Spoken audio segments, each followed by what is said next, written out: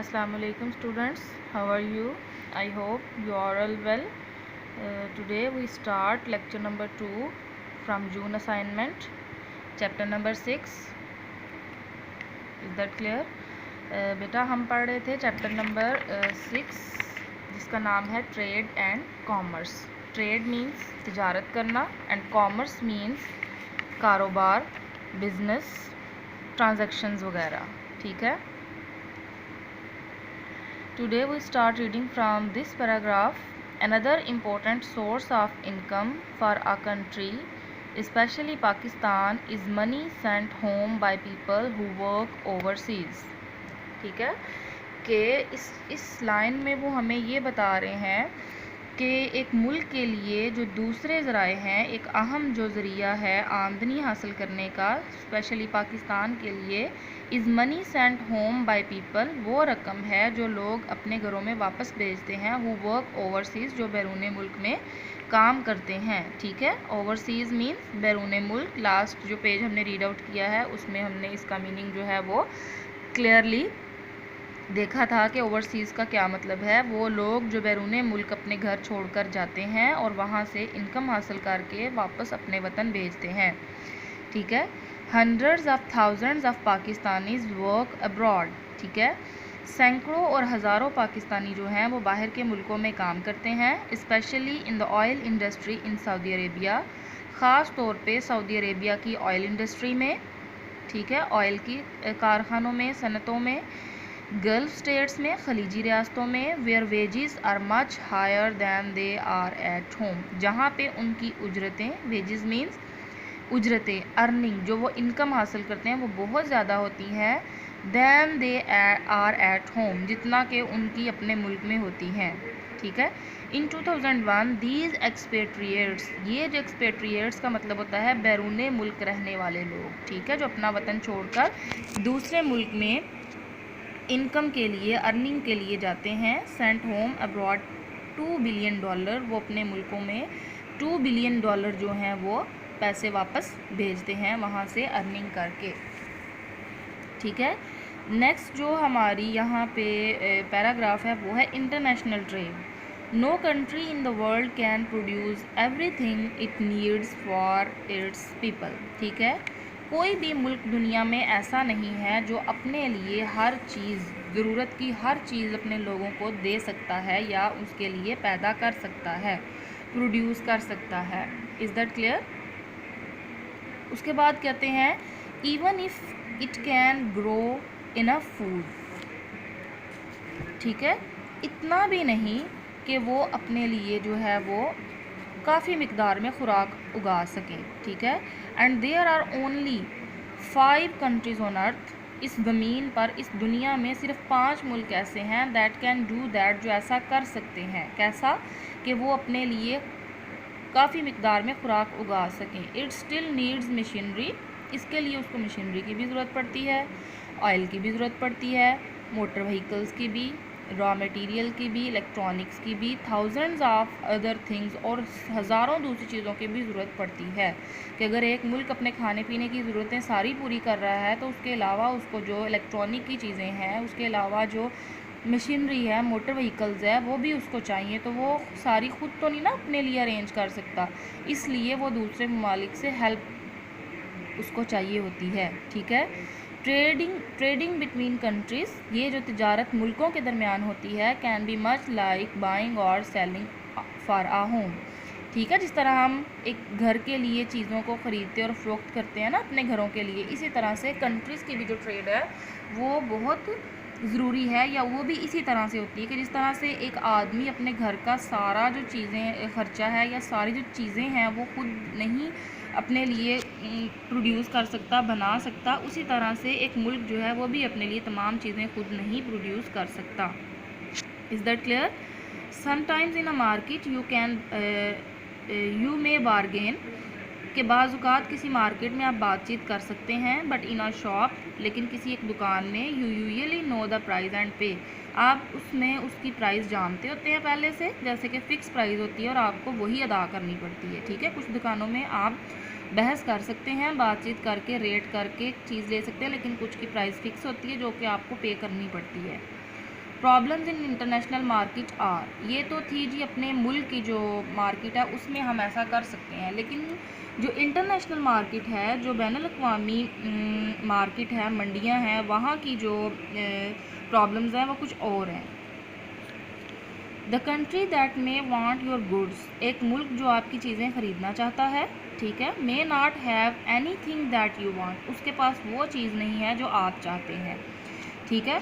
देखें, अगर दो मुल्क ऐसे हैं जो दोनों एग्रीकल्चरल कंट्री हैं, मतलब दोनों वीट प्रोड्यूस करते हैं, तो एक मुल्क को वीट चाहिए, दोनों एक दूसरे को फिर वो वीट नहीं दे सकेंगे, दोनों को वीट जो दोनों प्रोड्यूस करते हैं तो वो दोनों को वीट नहीं जो है वो प्रोड्यूस एक दूसरे को ट्रांसफ़र कर सकेंगे, ठीक है। लेकिन अगर एक मुल्क जो है वो चावल प्रोड्यूस करता है और दूसरा मुल्क चावल और गंदम दोनों को प्रोड्यूस करता है, ठीक है, तो जो दूसरा मुल्क चावल और गंदम दोनों को प्रोड्यूस करता है वो उसको पहले वाले मुल्क को गंदम तो दे सकता है, लेकिन वो दूसरा जो है जो चावल प्रोड्यूस करता है वो उसको चावल नहीं ले सकता, क्योंकि वो चावल खुद भी प्रोड्यूस करता है, इसलिए वो आपस में ट्रेड जो है वो नहीं कर सकेंगे। So you can not barter और एक्सचेंज, आप उसको ना बार्टर कर सकते हैं और ना एक्सचेंज कर सकते हैं। बार्टर का मतलब होता है बेटा अशिया के बदले अशिया का लेन देन, ठीक है। ये साथ में जो आपको मैंने पेज दिखाया हुआ है यहाँ पे भी सारे वर्ड्स के मीनिंग लिखे गए हैं, ठीक है। एक्सचेंज का मतलब है तबादला करना, चेंज करना, ठीक है। तो हम अशिया के बदले वो दोनों ममालिक अशिया चेंज नहीं कर सकेंगे। The country therefore has two by in cash, इसलिए उस मुल्क को फिर कैश के ज़रिए ख़रीदना पड़ेगा। एंड दिस प्रेजेंट प्रॉब्लम्स, इससे फिर प्रॉब्लम बनती है। इससे प्रॉब्लम ये थी कि मुल्कों की करेंसीज जो हैं वो सेम नहीं होती, ना ही करेंसी की वैल्यू सेम होती है, ठीक है। ये सबसे बड़ा प्रॉब्लम है इंटरनेशनल मार्केट का। दूसरे नंबर पर यह है बाइंग एट होम, अगर अब हम अपने मुल्क की बात करें उसमें ख़रीदें, you use the same currency, आप एक ही करेंसी इस्तेमाल करते हैं, जैसे कि इन पाकिस्तान रुपीज़। ऑफ कोर्स यकीनन पाकिस्तान में जो रुपीज़ करेंसी यूज़ होती है वो पूरे मुल्क में रुपीज़ ही यूज़ होती है, उसके लिए कोई प्रॉब्लम नहीं है। लेकिन अगर पाकिस्तान को किसी दूसरे मुल्क के साथ ट्रेड करनी है तो फिर वो प्रॉब्लम है।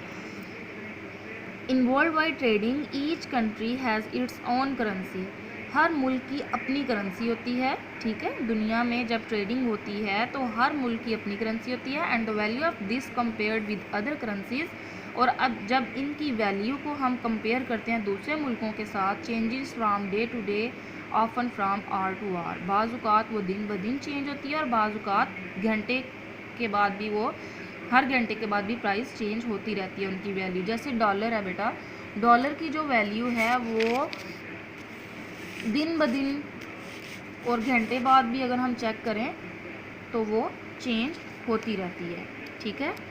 तो नेक्स्ट हम पैराग्राफ यहाँ पे रीड आउट करते हैं। तो इसलिए हमारे पास ये भी प्रॉब्लम है कि करेंसी सेम नहीं है, तो इसके लिए जो है वो प्रॉब्लम को सॉल्व करने के लिए क्या किया गया।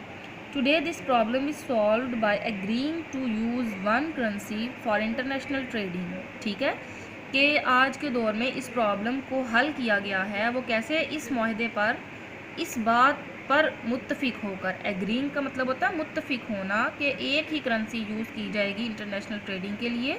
The most common being the US dollar, और उसमें जो सबसे कॉमन करेंसी होगी वो कौन सी होगी, US डॉलर, ठीक है, कि डॉलर में ही चीज़ों को ख़रीदेंगे और डॉलर में ही चीज़ों को सेल करेंगे। Sometimes the trade is direct, बाज़-औक़ात जो ट्रेड होती है वो डायरेक्ट की जाती है, बराह रास्त, ठीक है, कंट्रीज़ आपस में कर लेते हैं बजाय कि वो किसी और डायरेक्शन जाने के, ठीक है। Japan needs oil for its industry, कि जापान को अपनी इंडस्ट्री के लिए ऑयल चाहिए, but has none of its own, लेकिन उसके पास अपने पास जो है वो ऑयल नहीं है। Saudi Arabia has plenty of oil, दूसरे नंबर पर दूसरा मुल्क जो है वो सऊदी अरेबिया है और उसके पास काफ़ी मिकदार में ऑयल है। प्लेंटी का क्या मतलब है, काफ़ी मिकदार में। But does not have an industrial base, अब सऊदी अरब के पास इंडस्ट्रियल बेस नहीं है, सनती चीज़ें नहीं है, प्रोड्यूसिंग हैवी मशीनरी, जैसे कि हैवी मशीनरी को प्रोड्यूस करना, मोटर कार्स नहीं है, एंड इलेक्ट्रॉनिक गुड्स, और ना ही सऊदी अरब अपनी खुद से इलेक्ट्रॉनिक गुड्स को प्रोड्यूस कर सकता है।